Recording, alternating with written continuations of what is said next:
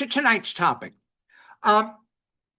There were so many great Catskill resorts and so many great Catskill comedians. I can barely begin to cover the subject in 1 hour. So I guarantee you some of your favorites are not going to get mentioned. Please do not be mortally wounded. There's always somebody going, why didn't you mention such and such? I'm like, because we didn't have 2 hours. Okay. Now, when I say Catskills comedy, what does that mean? To me, as a kid who grew up in the 1960s, the first face that came to my mind was this man, Myron Cohen. Myron Cohen was around from the days of vaudeville through nightclubs in the 40s. Also through the 40s, 50s, and beyond, he was one of the great Catskills comedians. Catskills comedy has a little bit of a Jewish accent, has a very New York sense of humor. Well, here, a taste of what I'm talking about. And I want you to hear about a terrible winter night, one I hope you never have to experience, with 10 feet of snow on the ground, 20 degrees below zero, nothing moving, no night fit for man or beast. Yet here is a little guy with boots up to his hips, galoshes over the boots, rubbers over the galoshes, 3 overcoats, 2 sweaters beneath, 3 scarves, earlaps for his earmuffs.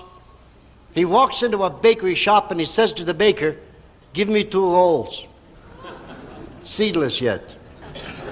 This disturbs the baker no end. He's got to rummage through 200 or 300 rolls to find 2 seedless rolls. He finally does. Into the bag they go. He says, anything else? He says, no, just like this, 2 rolls. Baker says, you mean you left your home on a miserable night like tonight for 2 crummy rolls? He says, that's what I did it. Baker says, tell me, are you married? He says, what then? My mother would send me out on a night like tonight.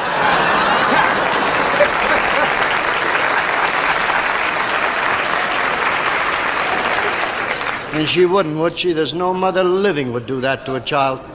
She'll go out herself. And speaking of these lovely ladies, as I always like to, here's a woman who went to a portrait painter, a man of great reputation. She said, I heard you're a very fine painter from pictures. I heard you practically the modern Picasso. I would like you should do me in oil. Don't be with me fancy. If I ain't got dimples, don't put me. I don't want to look younger. I don't want to look older. Just see if you could capture the real me.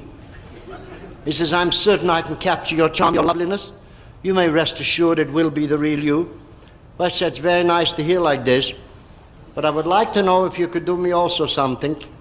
If you got a little paint left over, could you possibly on both wrists, you'll paint me on gorgeous diamond bracelets with platinum. You want to stick me on a emerald or a ruby. You know, a emerald, a gem, or a ruby on both. Gorgeous. You make me a necklace also with diamonds and rubies and emeralds. And on the bottom should be hanging a diamond like a Hope diamond, a big one.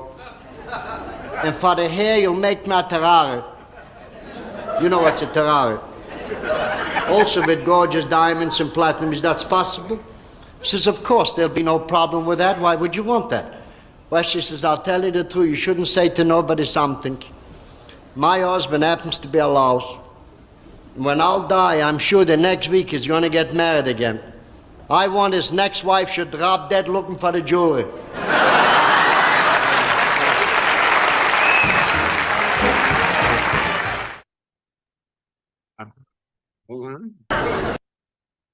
The Catskills. Hold on. That's not the right next picture. Back up. No. Back up. No. You're going forward. Back up. That's it. Okay. There. The Catskills, this amazing conglomeration of Jewish resorts. But there was more to it than that. For example, this is me at the age of 3 days in the arms of my grandma, Francesca Pinizzotto. Now, my grandmother, when I was 3, took me for the first time with the rest of the family up to their favorite Catskill resort. But we weren't in the Jewish Alps. We were in the Italian Alps. We were at Villa Baglieri. The owners were good friends of my grandparents, and they had outdoor sports, shuffleboard, tennis, swimming, and food, food, food. They pushed pasta at you from dawn until middle of the night. You could get food. I mean, I swear to God, they had pizza in the omelets. It was all over. And then in later years, we would go to a place that's still around, Villa Roma, which is still up there. Now, what first brought Jews to the Catskills? How did they get in there? Well, the first known Jews in the Catskills were in the 1830s. These were peddlers who went from farm to farm. If you were a farm housewife, your husband had the horse. The horse was busy on the farm or working connected to the farm. You couldn't just go riding into town when you felt like it. If you got 1 or 2 trips to town in a year, you were lucky. So the shopping had to come to you. And these guys carried a pack on their back that they called their paktsaurus, or their bag of troubles. After you'd been successful enough for a while, you could do like the peddlers down on the Lower East Side and maybe have a cart. And a cart made it a little easier. Now, this area of the world, the Hudson Valley, Catskills, was slowly but surely becoming fashionable. The Hudson Valley School of Art, which you see here, is a classic example. Now, I know from my train trips up to visit my mother in the Hudson Valley, this play of the light on the low mountains is just a gorgeous. You're commuting down in the morning or up in the evening. It's gorgeous to watch. What is a total fantasy is the snow-covered Matterhorn in the back. Because by the time you've got green vegetation growing down by the Hudson, the snow is gone. I'm sorry, but it's, it's artistic license. The first of the great resorts up there was Fleischmann's Grand Hotel in Highmount. It lasted from 1881 to 1966. That's a pretty damn impressive run. Now, Jews coming from Russia to the USA changed everything. In 1881, there were slightly more than 3,000 of them. A year later, that had tripled, and by 1886, it had nearly quadrupled again. You soon had, in the Lower East Side, 700 people per acre, which is more than the slums of Bombay, or if you prefer the new pronunciation, Mumbai. In the wonderful book, A Summer World, Stephen Kampfer wrote, "The long-settled Jews, noting how many of the greenhorns' names ended in KY or KI, invented a derisive title they called their co-religionists kikes." That's where that hateful. Now, I've heard 3 other versions of where that word came from, but this is one which we can actually document to some extent. Jews became so settled in that area that they soon had their own magazine. You've got to have an audience to support a magazine. There were some communities in the Hudson Valley, Catskills region that had up signs, "Hebrews need not apply," until they realized you were shooting yourself in the foot. Because you're talking about good business, good neighbors, people who really settled in. Now, Jewish farmers, you built a big farmhouse and your kids moved away. You had all these bedrooms sitting on the side. So what did you do? You started to rent them out. And people from the city came up for a couple of days or a couple of weeks of fresh air and fresh milk and fresh eggs. And you could worship at synagogues in the area. It was a friendly Hamish place to come for a summer vacation. And so the resorts began to proliferate, some fairly moderate in size, some absolutely huge. And take a look at this crossroads. Wow. Now, Brown's Hotel, the most famous, has the biggest sign, but every one of the signs you see there shows up in the career and the life of the legendary performers of the Catskills. They each got their start at one of those little clubs you see listed there. One career that started as a bellboy and a waiter was immortalized when that bellboy made the movie he called The Bellboy, Jerry Lewis, who started there because his father was a comedian at the Catskills resorts. Here he is sharing some of his Catskill memories. The Borscht Belt was a community. It was a community within about 30 square miles of 130 hotels. And the hotel was, for $55, you could have room and board for an entire week. And if you bring your child, it's $55 for you, $55 for the parent, and the child is half, and sometimes nothing. So that plain people could come up from New York and have a wonderful week's vacation for very affordable prices. And they had shows at night, and they had 3 meals a day, and they had beautiful accommodations, and there was boating and swimming and golf and all the things you could do. And the Borscht circuit was that at lunch you'd have borscht one day, you'd have dairy products for lunch, and in the evening you would have meat products. And the food and the dietary, the cuisine was magnificent. They would get chefs from all over the world to make Jewish food. And I mean, the people that paid $55, you would see a man sit there and order the second entree, let me have another half a chicken. Oh, wait a minute, another half a chicken. You had 3 pieces of chicken already. At these prices, I'm going to have chicken, and I'm going to have soup and maybe a salad later. And I think maybe I'll eat what he's leaving over also. I'll have that. And I mean, it was usually a guy that looked like Raymond Burr, and he would come into the dining room. The dining room opened to 6:30 for breakfast. He was there at 4:15. He was having juice already and coffee and a few Danish, and then he would have breakfast when the people came in. And they really took advantage of this wonderful, wonderful, it became a family in a week. Husbands were fooling around with other wives, wives were fooling around with other people, and the husband would come up over the weekend. Oh, sweetheart. And everyone in the dining room would go, oh, sweetheart. Little does he know that she's been fooling with the Mexican musicians. And it was like that. But the education, I mean, the time of your life, a brilliant book written about the Borscht circuit. There was so much to see and so much to do, and the very nature of society was there for you. And our culture was there. And although a lot of people had this misnomer, it was Jewish Alps, the Catskills. No, not necessarily. They were on the other side of the Catskills. There was a whole Gentile community that did the very same things. But we had the opportunity of working at a hotel at 7 o'clock and driving to another hotel for an 8:30 show and another show at 11. And, you know, you get $15 for one of those nights, one of those shows, and you get 3 of them, you got $45. And for a 14-year-old kid in 1942, it's a lot of money. $45 on a one night on a Saturday. Then on Sunday you might play 2 hotels and pick up another 30. You're in $75 for the weekend. That was major money in those days. Major money. The Borscht Belt was... Go ahead. So borscht and dairy at lunch, meat at dinner. Trust me, at the Italian resorts, it looked just like this. Just put in a lot of red sauce and a lot of cheese, and it's the same thing. One of the most beloved comedians to come out of the Borscht Belt was Mal Z. Lawrence. Here he is talking a little bit about food in the Catskills. Gambling in the Catskills, that's where we need gambling up in the Catskills. You see they had gambling up there now, the slot machines they would have there, the symbols on the slot machines. No cherries, no oranges, prunes.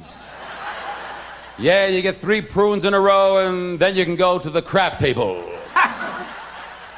When they get gambling up there, they're going to clean you out one way or another. But even if they had gambling up there, that wouldn't be the big activity in the Catskill Mountains. No, the big activity up there, the big one, food, food. People freak away on food up there. People know there's 8 meals a day, 10 meals a day. There's an early breakfast, a late breakfast, a walker's breakfast, a jogger's breakfast, a golfer's breakfast, a late lunch, an early lunch, hospitality room, coffee shop. People eat so much food up there, they have developed a new disease up there. Anorexia ponderosa. People check into a hotel as a guest, they check out as cargo. Huge people are leaving. On checkout day, they don't need bellhops on checkout day. Forklifts, roll those forklifts in there, boys. Put those prongs under the Epsteins. You got them, boy. Oh. No car, a flatbed refrigerated truck will take them home. Oh. People check into a hotel, the only thing on their mind, you know, is food. Hi, hello, reservations? I have a reservation here. Yes, you do, sir. What room would you like? Dining room. And the dining rooms are changing in the Catskills. The names of the waiters are changing up there. Do you remember the names of waiters years ago in the Catskills? We had names like Mendel, Yonkel, Yossel, Yechi, Shaiki, Tati, Shmiel. Today it's Pablo, Puño, Chico, Carlos, Pedro, Jesus. Come here, Jesus. Hey man, what you want? Lox, eggs, and onions. How about some gribbiness? You want gribbiness, my man? I got some nice Jewish cocaine for you, horseradish. I got strong horseradish for you, man. I give you 2 nice lines, a big straw. And you gonna see the top of your head gonna get wet right away.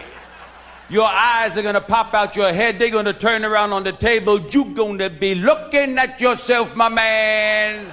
You gonna pass wind from under your arm, sucker. The zip on your fly gonna play Havana Gila, cha-cha-cha. And there's no announcements for lunchtime up there. No, people know instinctively it's lunchtime. People know that it's lunchtime because they see that other people are beginning to move. And everybody's walking to the dining room with the same uniform on, a warm-up suit. Everybody's wearing a warm-up suit. Have you seen the shapes of some people that wear warm-up suits? What sport are they warming up for, these people? Sumo wrestling is so big up there? Now, unimpressive places can be a place of legendary beginnings. The Avon Lodge in South Fallsburg, not legendary, but a legendary comedy career began there, not in comedy. He began as the house saxophonist in the band. Anyone recognize who that is? Sid Caesar, exactly right, who always kept his saxophone chops. If you look on YouTube, you can find him jamming on his show with Benny Goodman, and he holds his own, to put it mildly. Another career that began up in the Catskills was the guy in the blue shirt, Mel Brooks. Here you see him fresh back from his service with honor on the front in World War II. Having no bone spurs, he served. And he needed to get his first professional job. And he went to Grossinger's, that great resort where he served as the pool tumbler. Now, if that word doesn't mean anything to you, I'll let him explain the way he did to Johnny Carson one night on The Tonight Show. I used to work the pool. I was a pool tumbler. That's where you go out and Yes. be silly and crazy. Right, be silly. After lunch, you amuse those people hanging around the pool. I had a derby, a big black alpaca coat. It's 100 degrees up there. A suitcase, a cardboard suitcase full of rocks.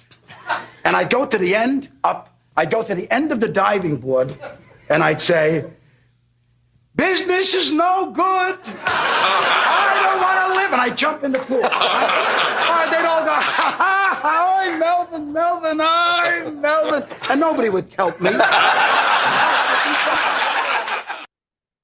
He later said after that, the big time was a cream puff. One show a week on TV, one picture a year. Are you kidding? I spent the next 20 years catching up on my sleep. Now, there were plenty of pools to be the tumbler by. For example, here's the Concord Hotel in Kiamisha Lake, and what a lobby they were able to boast. This was one place where you stayed and could say, oh, meet me in the lobby, and you could all just relish it. Here are Helen and Milton Kutcher in the resort that had their name. Their swimming pool was not exactly something to sneeze at. And we've mentioned Grossinger's. Look at the size of their setup. That's like a university. It's huge. It's huge. Here, they were the first ones to have an indoor swimming pool. And if you know the weather in the Catskills, a cold, rainy day, you don't want to be in a pool. Well, you did here, but they didn't just want to call it the indoor swimming pool. They reached back to ancient Rome and christened it the natatorium. The other room that you loved at Grossinger's was the nightclub.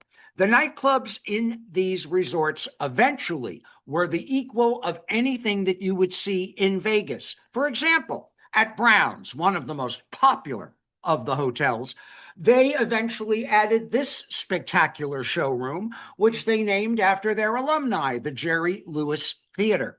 At the Nevele, They didn't have an indoor pool. They had an indoor skating rink. You could ice skate in in August.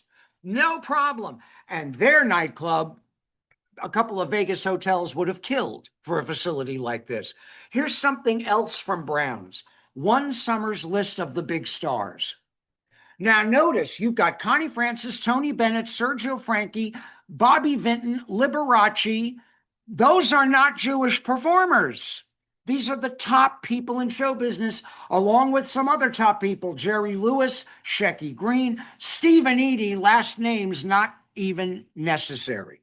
One person who thanked God every Sunday night for the Catskills was Ed Sullivan, because during a time of year when he would have trouble getting the guests to show up on a Sunday, anyone who was performing in the Catskills could hop in a car, come down, do his show early Sunday evening, be back up in the Catskills for their 10 o'clock show with no problems. One of his favorite comedians from the Catskills was this woman, who's not well remembered today, and she should be. Jean Carroll, who was born Celine Zegman. She was the first woman to do comedy based on a real woman's everyday life. You had, Moms Mabley did stuff that was too blue to do on TV. You had Phyllis Diller, who she did not have a husband named Fang. She was not ugly, but she turned that into her shtick. This woman did stuff about what it was to be a housewife in modern America. But she, as you can see here, was always dressed like she was attending a state dinner at the White House. She'd be in a couture gown with the white gloves all the way up past the elbows. Here she is on Ed Sullivan, and I can testify from going as a little boy with my mother when she would go dress shopping in the 60s, this is what it was like. So I figured as long as I was there, I'd make conversation. I said to the sales girl, "What's the size of that dress in the window?" She says, "It'll fit you." I said, "Well, I want to know what size it is." She said, "It's your size. Take it. It was made for you." I didn't even know I was going to be in that neighborhood. She made a dress for me. I said, "Well, look, after all, what about my lines?" She said, "Sleep a little. You won't look so bad." I said, no, you don't understand. I mean, I wanted something in pink. She said, "Look who wants to wear pink. Tilly, look who wants to wear pink." I think Tilly was in a trap door someplace. I never saw her the whole day. I said, "What's wrong with pink?" She says, "Pink is not your color, my dear." I said, "Why?" She said, "Because we haven't got any." I said, "Well, I don't know. That's a very pretty dress, but really, I don't think the lines are right for me. My legs are too short." She said, "Nonsense. They reach the floor, don't they?" She said, "My dear, you have 2 big feet and you walked in here. We don't use pressure in this store. We have never believed in this sort of a policy. This is a free country. You don't like that dress, try it on. If you don't love that dress, I'll give you the store." Well, I figured it was in a good neighborhood. I'd be partners. So I tried it on. I figured, what can I lose, So I tried it on. Do you ever see how they carry on when you try on a new dress? Stunning. Stunning. It's so stunning they can't bear to look at you. They have to close their eyes. My dear, if I had your figure, I'm trying to lose it, she wants it. She said, "My dear, that dress is you. That dress is you. Any other dress in this store would be somebody else, but that dress is you. Now, you don't have to take my word for it. Mrs. B." They have witnesses hiding in the back of the store. They bring them out like this. "Mrs. B, come here. Look at this girl. Force yourself. Look at her. Forget that I own the store, that you're my sister. Tell the truth. Isn't that her? They convinced me I was me that afternoon in this." Now, Jackie Mason, as you may know, was a rabbi, and his hilarious sermons got to be too hilarious. And at the end of one service, the head of the congregation said, "Rabbi, maybe you're in the wrong line of work." And so he moved into stand-up. became a favorite in the Catskills, became a regular on Ed Sullivan. When Sullivan went off the air, Jackie Mason's career went into a bit of a decline until he did his one-man show on Broadway, became a smash hit all over again. And that's when I got to know him, because I was working at the Russian Tea Room as the assistant to the maitre d'. And one December morning, I got in at just before 9 o'clock. All 9 phone lines were ringing. So I had to go, the Russian Tea Room, please hold. The Russian Tea Room, please hold. The Russian Tea Room, please hold, 9 times. And then I have to start going through them. By the time I got back to call number 3, it was Jackie. What should I be holding? Should I be holding my face? Should I be holding my butt? Should I be holding my putts? What am I supposed to hold on to? And I started roaring, laughing. Well, he's like, say hello to me when I come in today. So we started talking. And I remember saying to him, you know, I want to learn more about Yiddish. What can I? He says, well, I got a book coming out. His book, by the way, was delightful. He said, learn phrases because they're easier to remember than just words. I said, give me one. He said, sure. A shenem danken pupik. I said, okay, what does it mean? He said, it means a pretty little blessing on your belly button. I said, when do I possibly use that in conversation? He said, easy. When you're talking to someone who you know has a son who is a congenital idiot, and they tell you how well their son is doing at Harvard, you can say, shenem danken pupik, because you know they're full of it. He did not tape his show in the U.S. Union rules make it too expensive, but he did tape it in England. And believe me, the British got his humor. As you see over here in this country, the mores are a little different. The lifestyle is a little different. Here they're a little more self-conscious about sex, and it's more news about sex than it is in the United States. In the United States, everybody fools around. The women still pretend that they don't, but they're almost about to, they're trying to, but they're not ready to. It's not nice. What time? It's up to you. Maybe we'll wake something up. They still don't fool around on the first date. First date, it's not nice. Second date, I'll take a chance. They convince themselves on the first date, they hardly know you. The second date, why not? Now I know you better. How much better do you know a person on the second date than the first date? That philosophy is the biggest fraud in the world. It justifies a guilt complex that women have about sex. So they convince themselves on the second date they know you. It's the symbolism of the second date. They don't know you better. How do you know a person better because it's a second date? All you know is that the guy made 2 trips. All you know is that he went home and came back. She knows you better. The taxi driver knows you better. She don't know you better. Do you understand this? But she convinces herself he came back because he respects me. That proves respect. Who comes back to a girl out of respect? Out of respect, you go to a funeral, not the girl.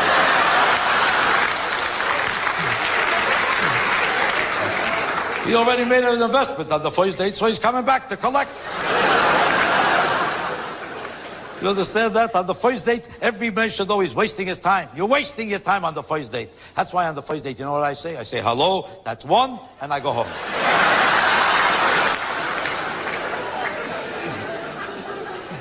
Because with all the openness in all of the societies, the simple fact is that women still are hypocrites about the whole subject of sex.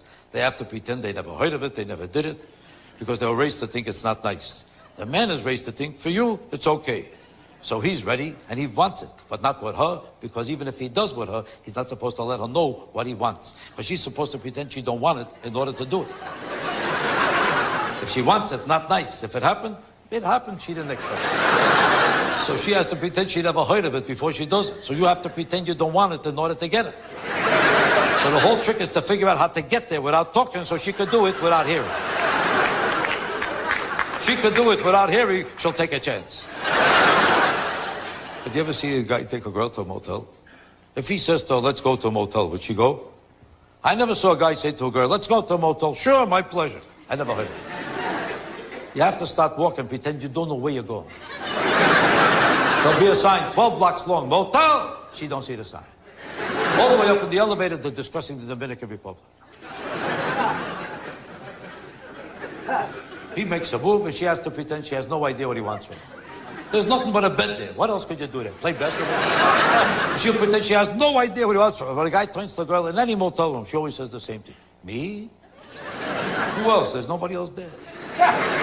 Every girl says the same thing. I thought you wanted to talk to me. What has she got to say that's right 98:50, 4 o'clock in the morning?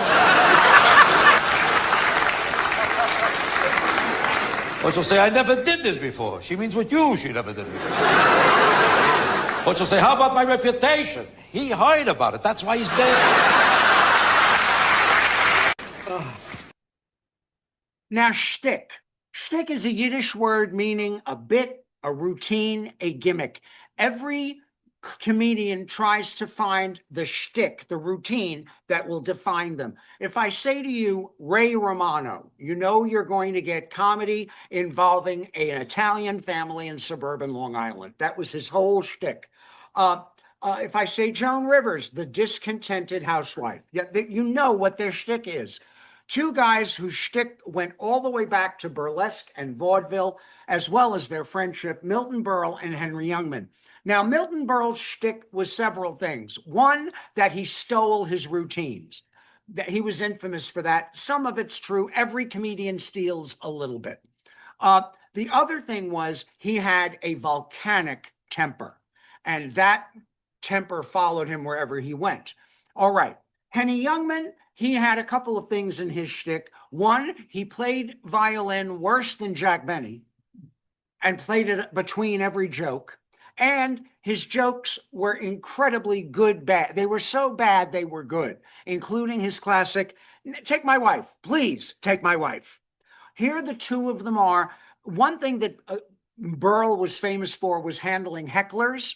And so Youngman, for the fun of it, becomes his heckler. And now, ladies and gentlemen, I would like to introduce a very, very wonderful act, and I've been trying to think of a very wonderful way to introduce him, and the only thing I can think of is right now, well, let me put it this way. There's an old saying. And it was an old saying, Pearl, you said it. I was Henny Youngman up there. Look at that. What is this? Henny Youngman. Henny, I'm very, very happy. Very, very happy to see you here, but please, there happens to be a show going on here. Hey, Pearl. Yeah, what is it? What's going on behind that curtain? Nothing. Well, there's nothing going on in front of it. But Youngman, if you want to ad-lib with me, I'll check my brains. We'll start even. Hey, Pearl. Yeah, what is it? Why don't you do what George Murphy did? What George Murphy did? What do you want me to run for Senate? No, get out of the business.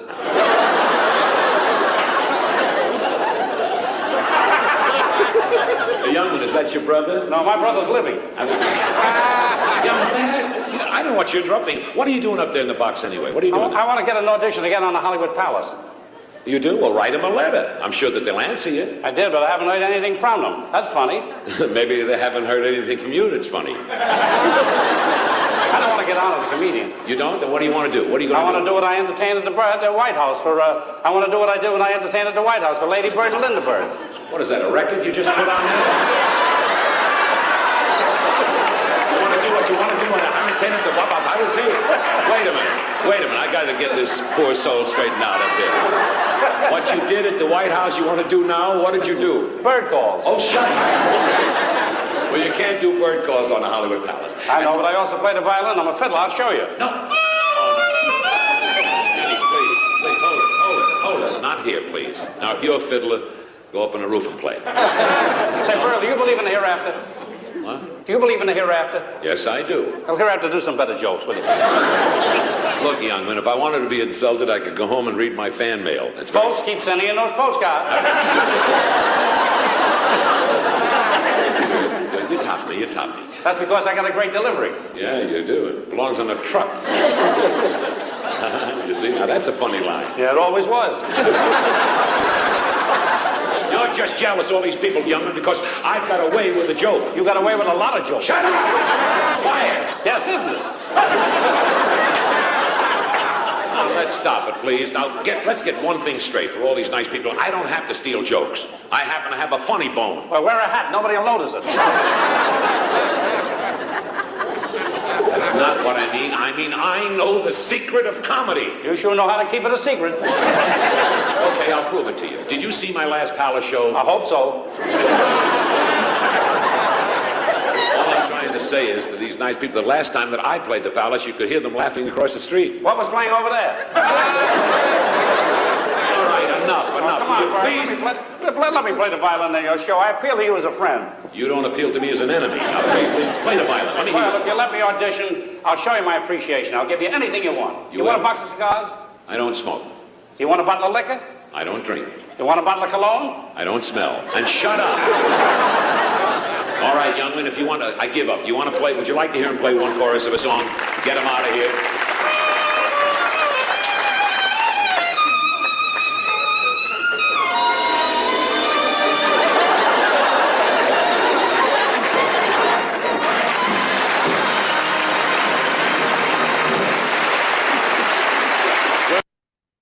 Now, rabbi jokes were very popular. This one, sinner comes in, Rabbi, I stole a box of candles. You have to atone. Bring 5 bottles of sacramental wine to the synagogue as a gift.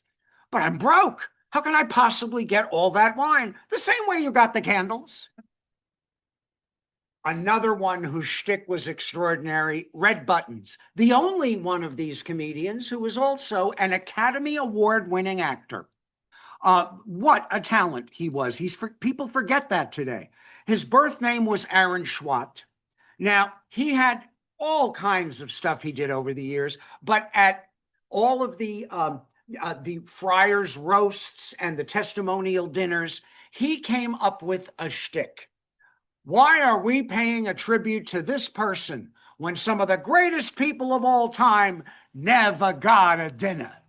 And at one of the Dean Martin roasts for Valerie Harper, who played Rhoda on her own series and before that on Mary Tyler Moore, he did a rather memorable one for the ladies. Why a dinner? Why a dinner for Valerie Harper when some of the greatest women in the history of the world never got a dinner? Eve, who said to Adam in the Garden of Eden, what do you mean the kids don't look like you? Never got a dinner. Got an apple, but never got a dinner. Hulda Meyer, who once said to Moshe Dayan, how come the Arabs have the gas, we have the heartburn? Noah's wife, Stephanie.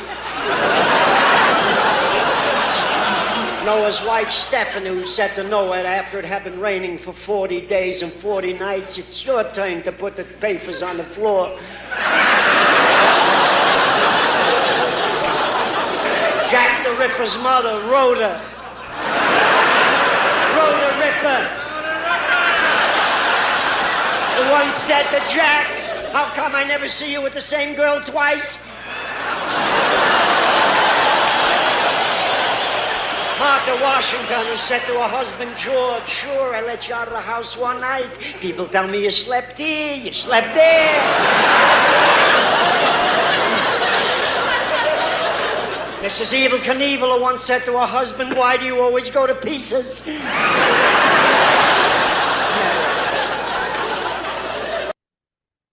Sid Caesar, in one of his autobiographies, he wrote every summer, as the comedians arrived at the hotels, they would open an old trunk and take out even older material. The shtick that was being used to entertain was familiar and tired.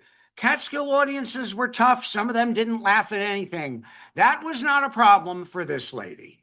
Joan Rivers, born in Brooklyn, dragged by her pretentious mother to live in Larchmont, New York, where she always said, my mother put up a sign, last girl before freeway, had a way with humor. Here she is when she was hosting on Saturday Night Live at her peak. Hold on just a sec. Hold on. I have to just redo that so it behaves. All these comedians that I'm covering tonight, my personal favorite will always be Alan King. When I was 6 years old, I got my first grown-up joke watching him, I think, on the Hollywood Palace, because my neighborhood was having the street in front of my home dug up for a month by Con Edison, the power company, and they were laying in new cables. And he came out with a joke, you know why Con Edison is always digging up the street? They're burying their money. I got it. And from that moment on, I was his biggest fan. Okay, set the clock ahead about 10 years. I'm in high school, 16, 17 years old, and I'm walking along one of the East 50s in Manhattan. And I was raised by a cop and a secretary. You don't bother famous people in New York if you're a New Yorker. That's a tourist thing. You treat, these people are having their private time, you respect it. And that's how we were raised. So I'm walking along, and the only other person walking toward me, no one else is on the street. It was a beautiful day like today, was Alan King. I am sure the look on my face was just one big radiant smile of recognition. He stopped, walked over, and said, "Hi, I'm Alan King." I'm like, oh boy, do I know that. For the next 10 minutes, this man stopped his life and paid attention to a fan. He was so gracious. He was so into talking to me. Finally said, "You have a piece of paper? I'll give you an autograph so your parents will believe you that you met me." And as he's signing it, he said, "So are you a native New Yorker?" I said, "All my life." He said, "That alone qualifies you for the Congressional Medal of Honor." I got my own Alan King joke. I would meet him in later years, but that just, so the man is a treasure to me. Okay, he had a routine he stopped doing for a long time until he revived it one night on the David Letterman show. Over the years, I started collecting obituaries. I haven't done it. I don't do it in my act anymore. I did it for a while, and people keep saying, and people keep sending me obituaries. Now, I just happened. Oh, good. I wasn't going to let this thing lay there. I must put my glasses on. I know yours are built in, but... Well, for about an hour a day, they're built in. Did you ever read an obituary page? Try it. Obviously, women live longer than men. Yeah. And every obituary proves it every day. Right. Without going into names, here's the New York Times. How recently do we Well, it's March 1988, but every day. Yeah. Without going into names, I have it on. What does it say there? Is survived by his wife. What does that say there? He is survived by his wife. What does that say there? He is survived by his wife. What does that say? Is this the same guy? Yeah, no. He is survived by his wife. Survived by his wife, survived by his wife. 6 different all right, men. 6 out of 7 on the same day. No, I just happen to have some others here, right? This is a Xerox, because the original I sent to Smithsonian. Here's a guy, Dr. Carl Sachs. Dr. Carl Sachs, how old? 81. 81. Botany expert. Right. 3 on one page. Los Angeles Times. Economist von Mises. How old was he when he died? 92. Same day. How about this one? T.C. Kistner, retired architect, dies at? 99. 99. What does that say? He leaves his wife. What does that say? Is survived by his wife. He leaves his wife. 3 guys. Survived by what? No. Boy, that's See, I'm pulling them out of my collection. Here's one. Follow me, see if I make it up. West Point's oldest graduate died. Here was a man, Brigadier General, died at how old? 104. All right. 40. Will you behave yourself, please? 43 years of active duty. Participated. Spanish-American War, 1898, the Boxer Rebellion. Yeah. Veracruz, World War I, right? 4 times awarded the Silver Star, Distinguished Service Cross, and the French Croix de Guerre. Is that correct? 104. What it says, yes. What does it say there? He is survived by his wife.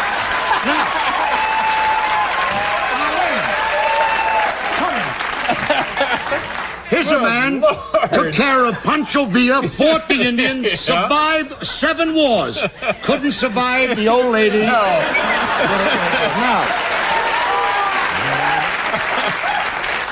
I'm on a roll, folks. That's amazing. Here is one, and you can't make these things up. Here's a letter from a woman who was recently widowed. She saw me somewhere and said that it was the first laugh she'd had since her husband had died. And she included this wire service. Now, I would like you to read it. I don't want anybody to think I make this up. Mrs. Vera Kermak of Prague, Czechoslovakia, on hearing that her husband was leaving her for another woman, threw herself from a 3rd-story window to end it all. All right. Now, this is what we call timing. She was taken to a hospital and soon recovered. Now. Her husband, on whom she landed... Wait a minute. Her husband, on whom she landed, was killed on the spot. Survived by, and I rest my case. Very funny. Very, very funny. I have to tell you that some years later, when Alan King went to meet his maker, he was survived by his wife. All right. There is, hey, Broadway musicals are my thing. Well, there was a Broadway musical about the Borscht Belt. Wish You Were Here, 1952. The title song became a big hit for Eddie Fisher. They're not making the skies blue this year. Wish you were here. Great song. Not a great show. It's never really been revived. But the lead who became a star in it, you see him there in the white t-shirt, that's a young Jack Cassidy. But although he was the lead, the star of the show was the in-ground swimming pool that they installed at the Imperial Theater. Before they renovated the Imperial, I saw the remnants of this under the stage years ago. So it remained for a long time. They bragged about what they spent, an outrageous $15,000. I don't think you could get a good above-ground pool for much less than that now. Another great Catskill comic, Rodney Dangerfield. Now, he's the only one of these comedians who is also an ex-convict, something most people don't know. In the 1950s, he sold fraudulent home repairs to Korean War veterans under, the Veterans Aid Bill, and he wound up serving time in prison for it. And when he came out, no one wanted to hire him. He had been writing comedy material before that. He came from a showbiz family, so now he went full-time into comedy. Whatever his sins in life, he gave the world a gift of laughter, and I'd like to believe that if there is an infinite being, he considers that reason to forgive. I tell you, when I was a kid, I got no respect at all. You kid, no respect from anybody. You kidding? The time I was lost on the beach and a cop had me look for my parents. I said to the cop, "You think we'll find them?" He said, "I don't know, kid, there's so many places they could hide." My old man, he didn't help either. The time I was kidnapped, they sent back a piece of my finger. He said he wanted more proof. Hey, and as a kid, I went through plenty. Well, my uncle's dying wish, he wanted me on his lap. He was in the electric chair. Well, it's the same thing today, no respect. Well, last week I was going to jump out my window. They called a priest to talk to me. He said, "On your mark."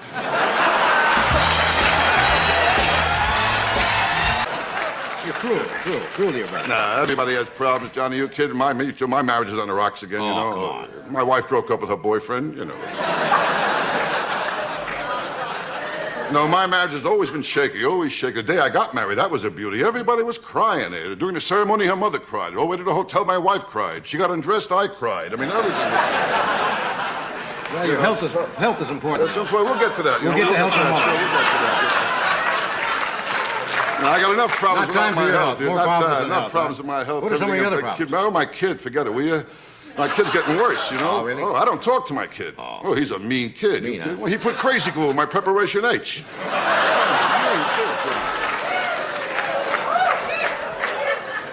My daughter, she's no bargain either, you know. In public school, she was voted most likely to conceive. You have a weird family. Well, kids, they got to watch out for drugs, though. I I see. tell you, Yes, very bad. bad with drugs. So many kids are using cocaine. Cocaine is very big, you know. I mean, kids today, they don't want to read about Snow White. They want to shove it up their nose, you know. Kids, you know. Different There's generation. always something. New generation. My dog, too, she gives me trouble. Your dog? Yeah. I got a female dog, you know. I tried to mate her. She wants 50 biscuits.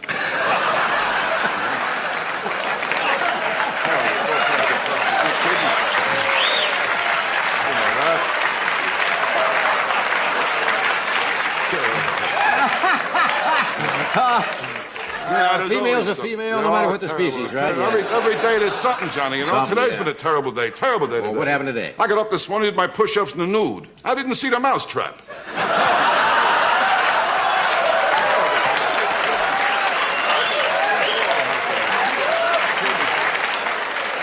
Yeah, I can't take the pressure, Johnny. It's bad for my health. How is your health? No, it's time for health. Health. You been to your doctor my lately? friend, Dr. Vinny Boombox. Yeah, that's the one, Dr. Vinny Boombox. My health is bad, very bad, very bad. I'm not a kid anymore. I'm getting old. Yeah. I know I'm getting old. Well, my last birthday cake looked like a prairie fire.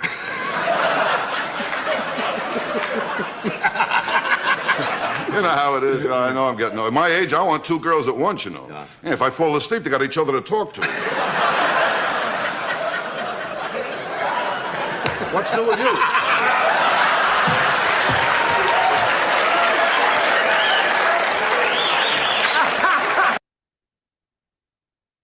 One of the greats was Buddy Hackett.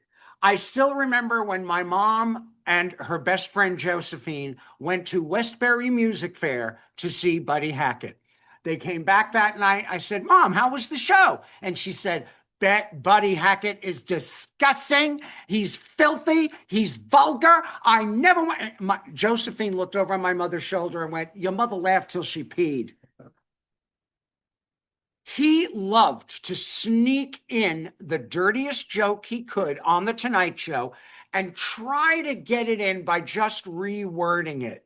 On one occasion, he got away with one.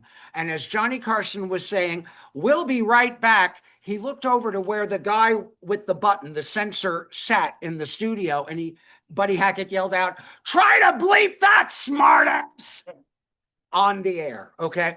On another occasion, he told what many fans of The Tonight Show insist was the funniest joke ever. I don't know if anyone can claim that, but it's a pretty darn good story. Okay, this guy is hunting for ducks. He's not the farmer, and he's not the animal. The duck is the animal. All right. Shoots a duck. The duck falls. A lot of you people want to conserve ducks, and you worried it's only a joke. The duck didn't really die. And you conservationists, I'm sure you're all pure vegetarian and don't eat meat or anything like that. And you're so worried, I hope a butterfly flies up your nose and you choke to death. So now, just a passing thought. Oh, and I hope afterward the butterfly escapes. So, laser cut going right in your brain, and I can't think of anything but webbing. So, now this guy shoots a duck and it falls and hits a barn and goes into a guy's yard. So this guy he climbs over the fence and he goes into the yard and he's trying to get this duck, and this farmer come out. Big guy. Bigger than the guy with the chickens. Big guy. He says, what are you doing in my yard? He said, I come to get the duck. He said, that's my duck. He says, it's not your duck. He says, this is my yard. That duck fell, hit my barn. He's laying there. He says, yes, but it's not your duck. I shot the duck.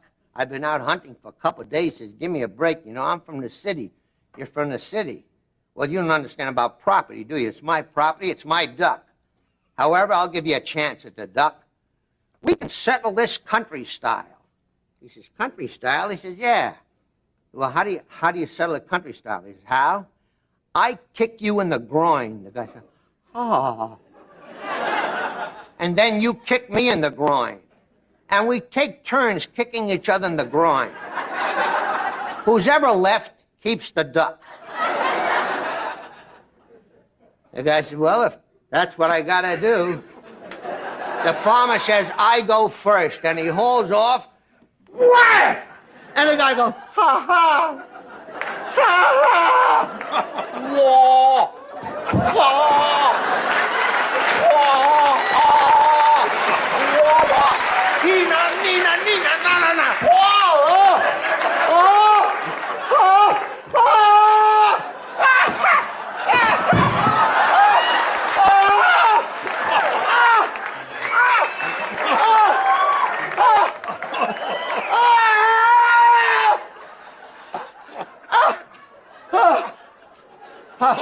About half hour has passed, and he says to the farmer, well, I guess it's my turn. And the farmer says, you could have the duck.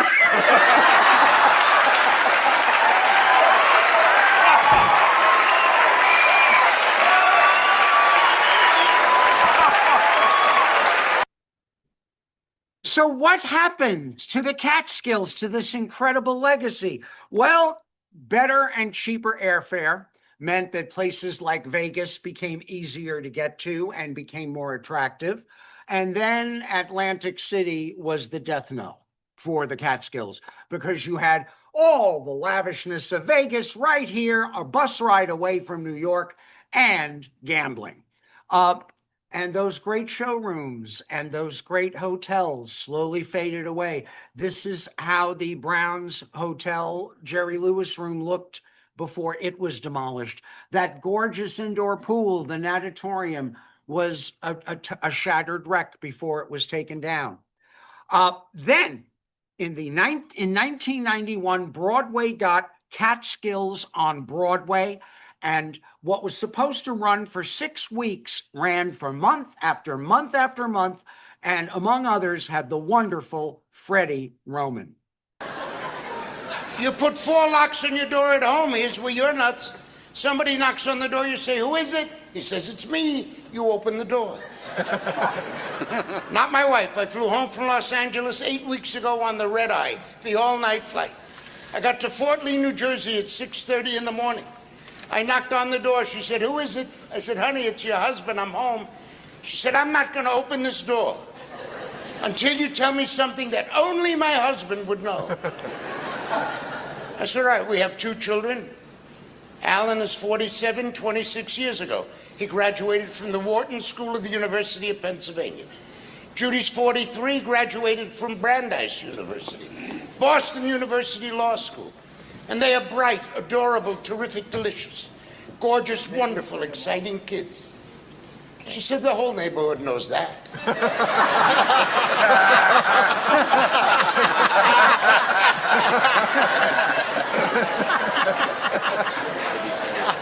I said, "We have a little dog named Peppy, 18 years old, just qualified for Meals on Wheels." She said, "The whole neighborhood knows that." I said, "You have a mole on your ass. If the neighborhood knows that, don't bother to open the door." She opened the door. Every word I talk about my 2 children is the truth. My Judy went to Brandeis University in Waltham, Massachusetts, a great university, a very Jewish university, Brandeis. I will tell you how Jewish. At her graduation, her diploma came on 2 long wooden poles.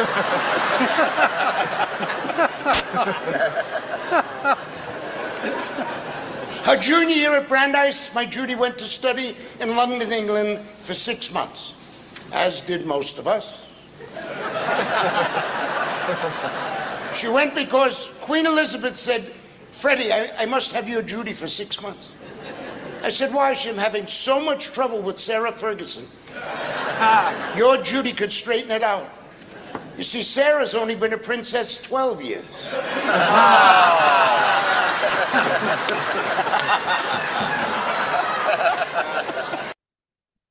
An incredible legacy of great performers, great humor.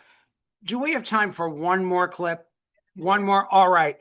One more from the great Mal Z. Lawrence, here appearing on the Jerry Lewis Labor Day telethon.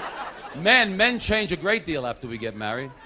Men don't even walk the same way after we get married. A guy gets married on a Monday, Tuesday's got a different walk right away.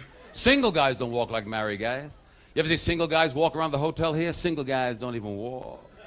Single guys are moving, looking, searching. These are warrior men, hunting men. Hey, hey, wonder, hey, honey, honey, honey, honey, hey, hey, nookie, nookie, nookie, lookie, nookie, wonder, honey, lookie, wonder.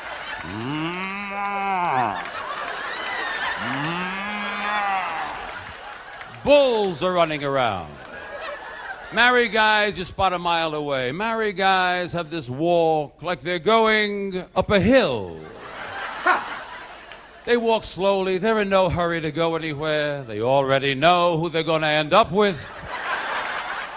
Because a man marries, and then he mellows, and then he ripens, and then he rots. We don't even talk to each other the same way anymore after we get married. When we were single, we had talks, conversations with each other. Remember those talks early in the morning when you were single? Hello, little mama, you the little mama, Shane, the daddy loving this a little baby. Your eyes, I love your eyes, your nose, your lips, I love every little bit of mama, you the little baby, daddy loving this a little mama, boo. We had things to say to each other. But now you get married, fellas, you get up early in the morning, you look at your wife. Good morning, honey. I do anything you didn't like yet?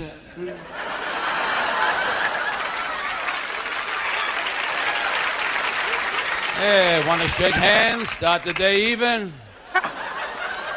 Want me to say I'm sorry for the year now? I'll be home 7 for dinner. Last night your supper was salami sandwich and a Pepsi-Cola. Thank God it was a catered affair. Sexually, we changed a great deal. Sex when I was single was mystical, magical. It was even frequent. And now that we're married, it's a job, it's work, actual work for my wife now. End of the year, I send her a W-2 for. Sexually, she hasn't earned enough to start an IRA account. Bedtime is when you girls shine. Bedtime when you put on those sexy outfits that you bought at Frederick's of Kmart. You know the outfit you girls love to wear at bedtime? That little printed house coat that you have with the pocket half torn down the side, a broken belt loop string hanging down, a pink shoe with a fuzzy ball in the middle, creams all over your face, your arms, your legs, your body. He gives you a hug, 4 stories in the air. Yeah, but what about us, though? Hug girls, we really turn you on before we go to bed, though, eh? When that guy walks into that bedroom, got that little belly hanging over the front there. Got them long boxer drawers hanging down to the knees with them little skinny stork feet sticking down there. How do you ladies control yourselves? How can you not get hot by seeing this walk around your bedroom? With the red mark from the elastic around the waist over here. Thank you very much. You've been a wonderful audience. Thank you. I have my book, Musical Theater of History, my website. You can find out about other places I'm doing talks all around our part of New Jersey. Some of them are for libraries and have a free Zoom like we do here tonight. So keep your eyes open for that. Let me end the screen share.